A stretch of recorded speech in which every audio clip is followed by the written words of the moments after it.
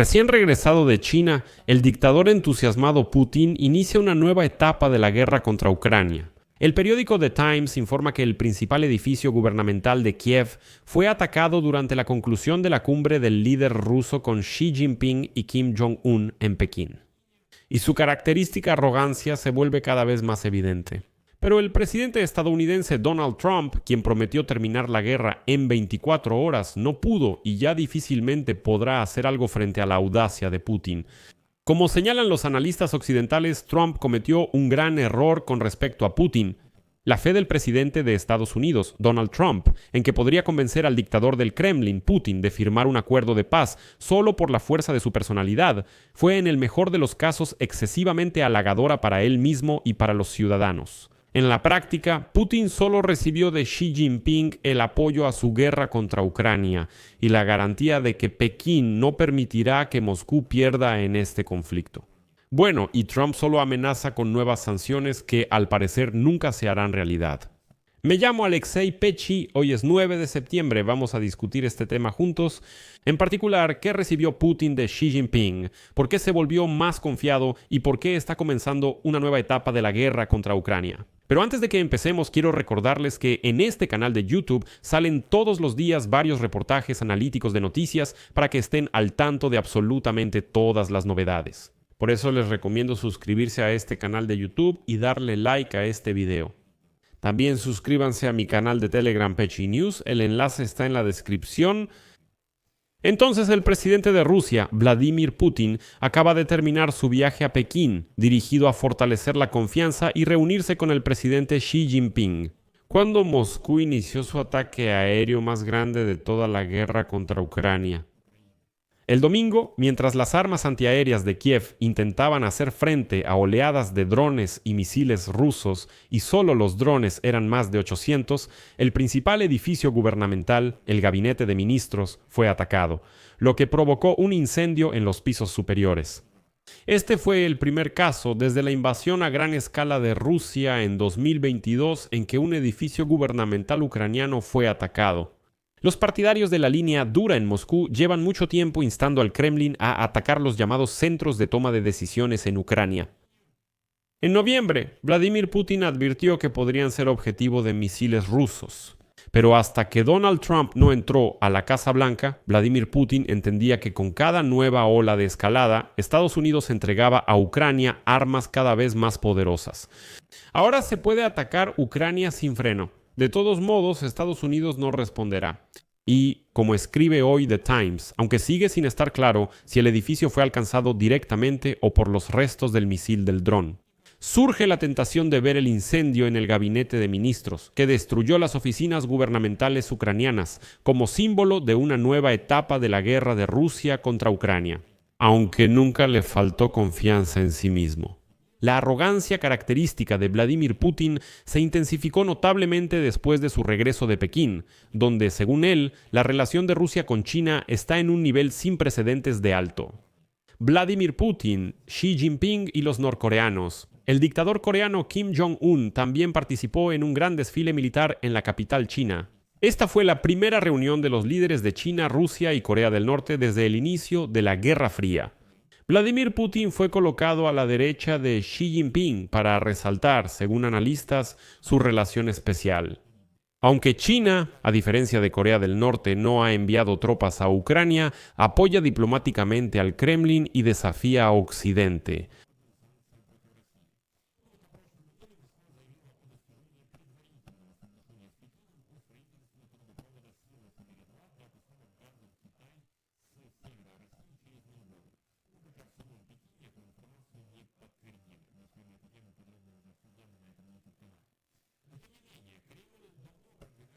El Kremlin, a diferencia de Corea del Norte, no envía tropas a Ucrania, pero apoya a Corea del Norte.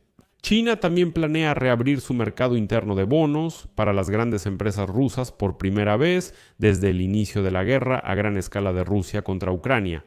Y hoy apareció la noticia de que Pekín aceptó prestarle sus yuanes a Putin para salvar al gigante gasífero Gazprom. A la pregunta del viernes sobre quién dominará el mundo en el futuro, si Oriente u Occidente, Putin respondió que será la multipolaridad. Multipolaridad es la división del mundo en esferas de influencia definidas. El Kremlin ha buscado esto por mucho tiempo, pero aunque la postura de Pekín sea distinta, el mundo será bipolar, con centros de influencia en Pekín y Washington. Para nosotros importa otra cosa. A diferencia de los primeros meses del segundo mandato del presidente Trump, el Kremlin ya ni siquiera intenta aparentar que está interesado en un acuerdo de paz. El viernes, Putin advirtió que Rusia podría apuntar a destruir a los pacificadores occidentales si son desplegados. Volvió a declarar su disposición a reunirse con el presidente de Ucrania, Zelensky, pero solo si el líder ucraniano viaja a Moscú, algo que Kiev ha descartado como una posibilidad imposible. El viaje de Putin a Pekín tuvo lugar poco después de que Trump le pusiera la alfombra roja en Alaska durante la cumbre ruso-estadounidense, que muchos consideran un triunfo diplomático para Moscú, pero no para Trump. El domingo, el presidente de Estados Unidos Putin declaró que planea hablar nuevamente con Putin en los próximos días y advirtió sobre la intención de imponer sanciones adicionales contra Moscú si Putin no acepta un acuerdo de paz. El ministro de Finanzas de Estados Unidos, Scott Bessent, afirmó que sanciones severas podrían colapsar la economía rusa. Escuchen, esto ya lo hemos oído. Parece que Trump otra vez le dio a Putin unas 2 semanas.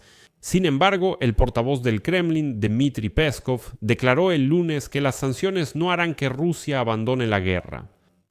Las amenazas anteriores de Trump de tomar medidas económicas duras contra Rusia no llevaron a acciones concretas. Por eso, en Moscú ya se burlan de las amenazas del presidente estadounidense. Peskov también declaró que los intentos de Putin de explicar las causas fundamentales de la guerra en la arena internacional están dando frutos. Él no entró en detalles, pero explicaré que estas supuestas causas fundamentales son la forma en que el Kremlin se refiere al gobierno prooccidental en Kiev, que Moscú considera una amenaza para su nacionalidad.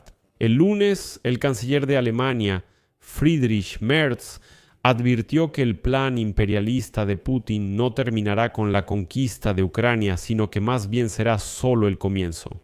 Y agregó, cito: "Lo que llamamos el orden mundial liberal está bajo presión desde muchos lados, incluso dentro del propio occidente político". La semana pasada, en una conversación telefónica con líderes europeos, Trump afirmó que ellos, es decir, los líderes europeos, están financiando la guerra mediante la compra de recursos energéticos rusos. Los principales consumidores europeos de petróleo ruso son Hungría y Eslovaquia, cuyos líderes apoyan a Donald Trump. El comandante en jefe de las Fuerzas Armadas de Ucrania, Alexander Syrskyi, afirmó que el ejército ruso cuenta con hasta 6 veces más fuerzas y recursos en el campo de batalla. Sin embargo, también señaló que Ucrania ha socavado la capacidad de Moscú para producir materiales lubricantes para su maquinaria militar. Y el mes pasado se llevaron a cabo ataques contra 60 objetivos en territorio ruso. Pero hoy Cable News Network escribe que la fe del presidente de Estados Unidos, Donald Trump, en que podrá convencer al dictador del Kremlin, Vladimir Putin, de llegar a un acuerdo de paz solo con la fuerza de su personalidad, era en el mejor de los casos excesivamente halagadora tanto para él mismo como para el jefe del Kremlin. Esta confianza surgía de la conclusión apresurada de que Moscú podría ser aliado de Estados Unidos contra China y no un vasallo energético y de materias primas dependiente de Pekín. Se informa que esto es un error. La interpretación habitual le costó caro, muy caro a Ucrania, tanto en términos del frágil apoyo público por parte de Estados Unidos como en el hecho de que le dio a Rusia una ventana de oportunidad para avanzar lentamente sus tropas en el frente. Sin embargo, posteriormente Washington finalmente aprendió lecciones obvias y valiosas, pero me temo que es tarde. Los despiadados ataques aéreos de los rusos contra Kiev en realidad reflejan el resultado de la diplomacia rusa estancada. Moscú simplemente no quiere ninguna paz, y esto también lo demuestra el ataque al gabinete de ministros de Ucrania. Y sin importar si esto ocurrió intencionalmente o fue consecuencia de la caída de escombros de drones o misiles interceptados. Esto sucedió después de otro ataque que afectó las oficinas de la Unión Europea y el British Council en Kiev. Es decir, incluso si asumimos que simplemente fue un escombro que cayó sobre la cabina, antes de eso hubo ataques intencionados que afectaron la oficina de la Unión Europea y el British Council en Kiev. Y por más aterrador que suene, la muerte de niños ucranianos parece ser lo único que realmente conmueve a Donald Trump. Sin embargo, ya es evidente que Putin, al recibir una ventana de tiempo de medio año más, ni siquiera intenta de alguna manera congraciarse con Donald Trump. Por eso, el enviado especial del presidente de Estados Unidos, Kit Kellogg, calificó los recientes ataques como una escalada. Analistas afirman que esto no es casualidad. La semana pasada, Putin regresó de Pekín, donde recibió un apoyo demostrativo de Xi Jinping, quien busca mostrarle al mundo su propio bloque inquebrantable. Esto solo reforzó en Moscú la sensación de que el camino por delante aún es largo y que hay que prepararse. Y, como cita Cable News Network, el pronóstico para los próximos meses es sombrío. Putin podría convertir la presión de sus tropas en el este de Ucrania en una ganancia territorial de importancia estratégica.